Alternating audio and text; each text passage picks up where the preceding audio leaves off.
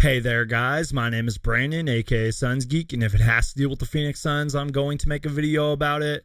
That is right, you guys. I wanted to do something new on this channel and bring you guys a Q&A mailbag video, and I would like to do more of these, so if I happen to miss your question, feel free to leave me your question down below in the comment section, or go ahead and tweet me at SunsGeek on YouTube, on Twitter, or shoot me a DM on Instagram, and I will definitely do more of these. I would like to maybe make this a weekly series, so just leave me your best and juiciest questions, and hopefully there can be more Q&A mailbag videos on this channel. And yes, you guys, I did see the breaking news about LaMarcus Aldridge, and I decided not to make a video about it just because we don't know if a buyout is going to happen yet until I actually see that LaMarcus Aldridge has been bought out by the San Antonio Spurs. I probably won't make a video about it. Would I like him to come to the Phoenix Suns? Absolutely. He is an extremely intriguing, interesting option for the Phoenix Suns. The guy's a future Hall of Famer, 7-time All-Star, 35 years old.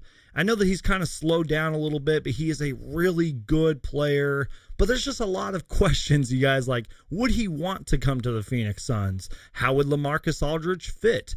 Would he get a lot of minutes, because there's a lot of minutes to go around? And would the Phoenix Suns be interested? You guys can go ahead and answer those questions down below. Let me know your thoughts about LaMarcus Aldridge and what team do you think he will get traded to. But again, until there's an actual buyout, I don't really know if there's, much momentum going on with that. I mean, who knows what could happen? He could get traded tomorrow. He could get traded next week. But yeah, I mean, I'm a LaMarcus Aldridge fan, and I would love to see him come to the Phoenix Suns for the right price. So I wanted to start off with one question that I got from Nico, and he asked, do you think that Chris Paul should be in the MVP conversation? Absolutely. Now, if you look at the, MVP list right now, Chris Paul isn't even on there, although he probably should be.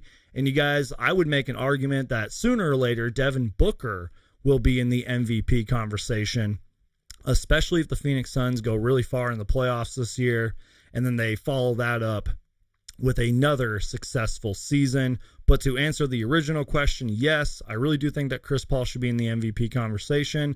It's pretty simple, you guys. Who knows where the Phoenix Suns would be without Chris Paul?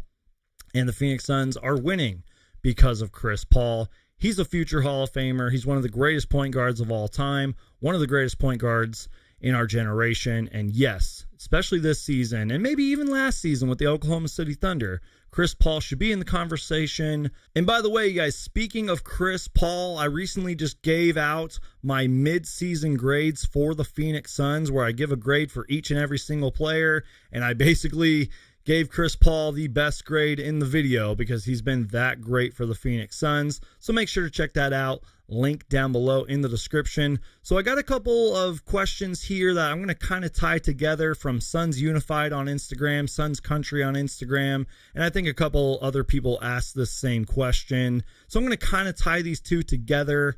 The questions were, are there any needs for this current roster? Maybe a certain need from the buyout market, but then the follow-up question was, will we trade for anybody? I got a lot of trade questions. So to answer the first question, are there any needs for this current roster on the buyout market? I think maybe a backup center, maybe a backup power forward, somebody that can be there if DeAndre Ayton's having a bad game or if Frank Kaminsky's not playing for some reason. I just know this. The buyout market is going to be crazy, especially if LaMarcus Aldridge enters the buyout market. I will just say this, you guys. I think that James Jones is going to surprise us if he does sign somebody from the buyout market, kind of like when he signed Cam Payne. I trust James Jones. I trust Jeff Bauer. I trust the Phoenix Suns management team. But hopefully that answers your question. I mean, I think that the Suns just need some kind of backup big man to be there when we need him.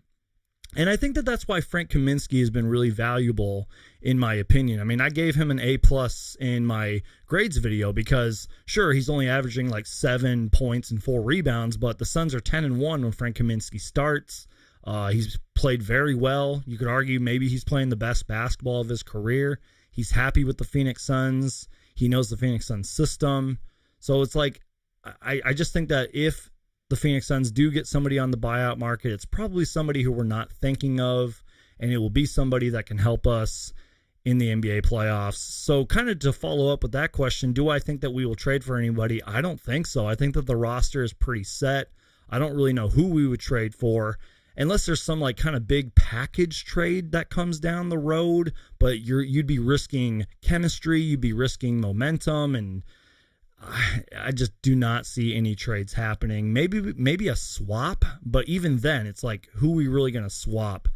And I do not see a trade happening. The next question comes from Ethan, who is a big-time supporter of mine. I really appreciate your support, Ethan. And Orlando asked the same question. Both of these guys are on Instagram. They basically asked the simple question of Cam Payne or E'Twaun Moore. Now, this question's kind of tricky in my opinion, because I mean, are you asking like who would I select in the long term? You know, that's really tricky because we don't know what E'Twaun Moore's future looks like, but E'Twaun Moore this season has kind of proved to us why he's been in the league for so long. I mean, E'Twaun Moore through stretches has played very well for the Phoenix Suns. Cam Payne, we all know, you know, we signed him out of the bubble. He came out of nowhere, and he played extremely well in the bubble. And if it wasn't for an injury, I think Cam Payne would have carried that momentum from the bubble. But in Cameron Payne's last couple games, he's played very well. The guy plays with passion. He seems like he is literally fighting for his job out there. I've said that many times, but I mean that with all due respect. I mean, the guy just loves to play. Both of these guys are probably learning so much for Chris Paul. I know that Cam Payne is, because Cam Payne has talked about it. And I guess to answer your question, I would probably say Cam Payne, just because he is younger, but Cam Payne would have a lot to work on. I would probably pick Cam Payne, but E'Twaun Moore has been absolutely fantastic this season. I'm glad that both of them are on the Phoenix Suns, and you know, who knows, but that's a great question. And the second to last question is from Mike Paris on Twitter. He asks a funny question. He says, how tall will you make the statue Frank Kaminsky outside the arena when the Suns win a championship next year? That is a great question. I would make that thing 8'1" and make it ginormous with shining gold, because Frank Kaminsky is incredible. Like I said, the Suns are 10-1 with him in the starting lineup, and Frank Kaminsky is going to lead us to an NBA championship. You heard it here first on Suns Geek. And the last question of this Phoenix Suns Q&A mailbag comes from Suns Halftime on Instagram. He asks, when and why did you become a Phoenix Suns fan? You guys, I grew up in the 90s. You know, I grew up watching Michael Jordan, you know, Karl Malone, John Stockton, Charles Barkley, Kevin Johnson, Dan Marley, you name it, Patrick Ewing. I grew up in the 90s. I fell in love with basketball. And, you know, I really got into basketball during the 7 seconds or less era. You know, Steve Nash, Shawn Marion, Amari Stoudemire.